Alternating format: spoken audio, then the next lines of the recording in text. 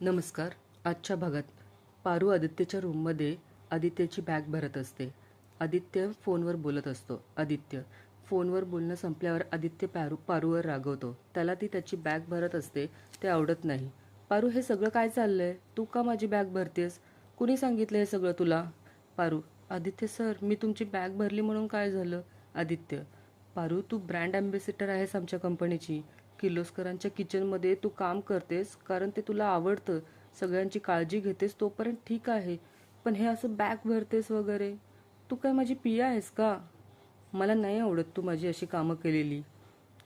हे माझं पर्सनल काम आहे. आणि हो, तू अशीच माझी कामं करत राहिलीस तर तर मला सवय लागेल तुझी. उद्या तू नशील तर काय करू मी? कसा जगू तुझ्याशिवाय? हे तू सगळं तुझ्या नवऱ्यासाठी करायला हवं. मी कोण आहे तुझा? काय नातं आहे आपलं? इकडे दामिनी मारुती मामाचे कान भरत असते.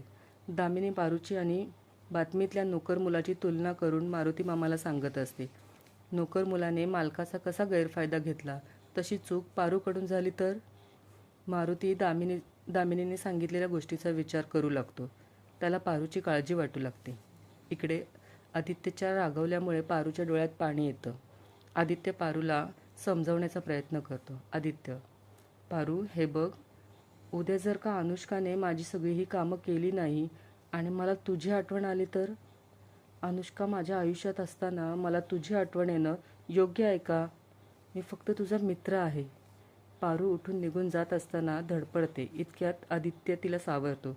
दोघांची नजरानजर होते आणि दोघेही एकमेकांना पाहतच राहतात. इकडे दामिनी अनुष्काला पारूबद्दल सांगत असते. अनुष्का: तिची हिंमत कशी झाली आदित्यच्या कोटला हात लावायची? का?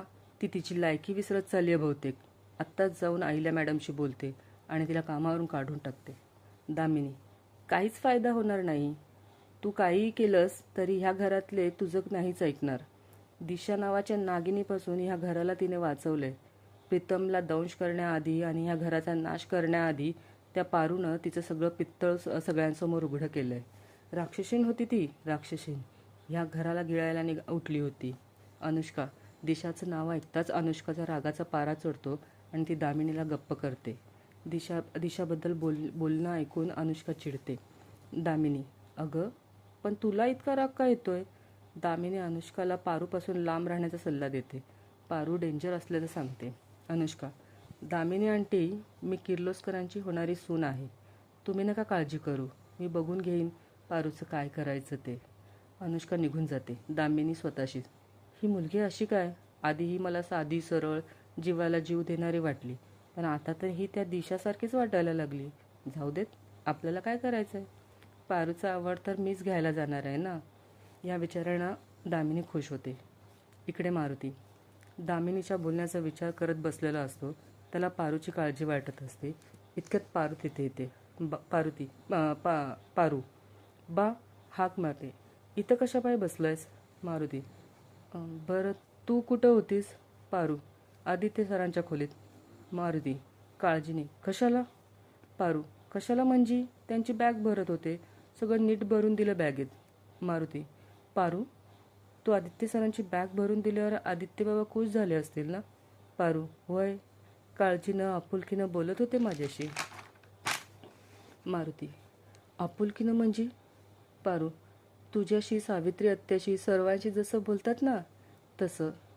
पारू आदित्यबद्दल बोलतच राहते. आदित्य सरांनी तिला शिरा भरवल्याचं सांगते.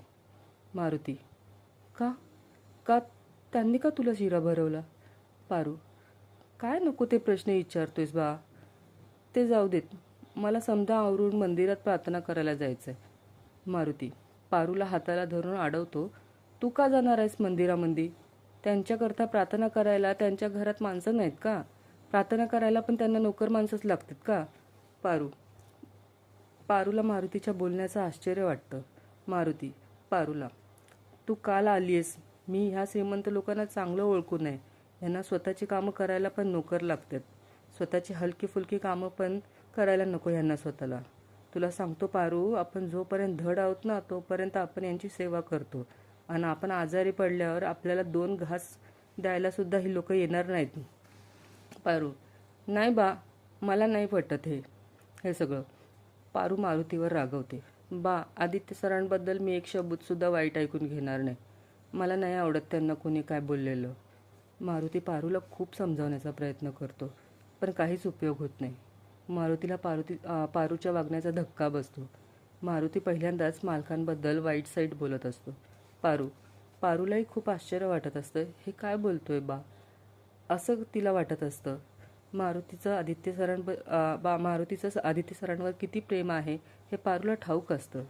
तिला काहीच कळत नाही हे काय चाललंय. पारू मारुती जवळ जातो. बा, तुला बरं वाटत नाही का? मारुती, माझी काळजी करू नकोस. आधी गनीला जेवायला वाढत जा. पारू, ठीक आहे. जेवण वाढते आणि माझी बॅग भरते. मारुती, कशाला? पारू, कशाला म्हणजे? मला बी पुरस्कार मिळाला आहे आणि मी बी जाणार आहे, तुला माहीत आहे ना? असं म्हणून पारू निघून जाते. मारुती स्वतःशीच, आज दामिनी मॅडम बोलल्या उद्या सारं जग बोलेल माझ्या लेकीला. नाही, माझ्या मुलीच्या चारित्र्यावर शिंतोडे उडालेले मला नाही चालणार. मारुती पारूला थांबवतो आणि तिला तो पुरस्कारासाठी तू कुठेही जायचं नाही, उद्याच आपण आपल्या गावी जाणार असल्याचं सांगतो. पारू, मी आदित्य सरांना काय सांगू मग? मारुती, त्यांना सांग माझ्या बानं नाही सांगितले म्हणून. आदित्यच्या रूममध्ये दिशासोबत डिस्कशन चालू असतं. तितक्यात प्रीतम येतो. प्रीतम, अरे वा, तू तर खूपच प्रगती केली आहेस, चक्क रोमॅन्टिक झाला आहेस. अनुष्कासाठी चालू आहे ना हे सगळं? आदित्य, नाही, पारूसाठी. प्रीतम, पारूसाठी? आदित्य, पारूचं हे फर्स्ट अवॉर्ड आहे ना, तिचा लुकही तसाच असायला हवा. ती आपल्या कंपनीची ब्रँड अम्बॅसिडर आहे. प्रीतम, ह्याला पारूमध्ये इतका इंटरेस्ट कसा? आदित्य, पारूसाठी हा दिवस खास झाला पाहिजे म्हणून चाललंय हे सगळं. प्रीतम, हे करेक्ट बोललास तू. मी पण तिला एक गिफ्ट आणतो. पारू मारुतीच्या बोलण्याचा विचार करत असते. इतक्यात प्रीतम येतो. प्रीतम पारूला चिडवत असतो. पारू प्रीतमवर रागवते आणि बानं पुरस्कार घ्यायला जायचं नाही हे सांगते. प्रीतमला आश्चर्य वाटतं.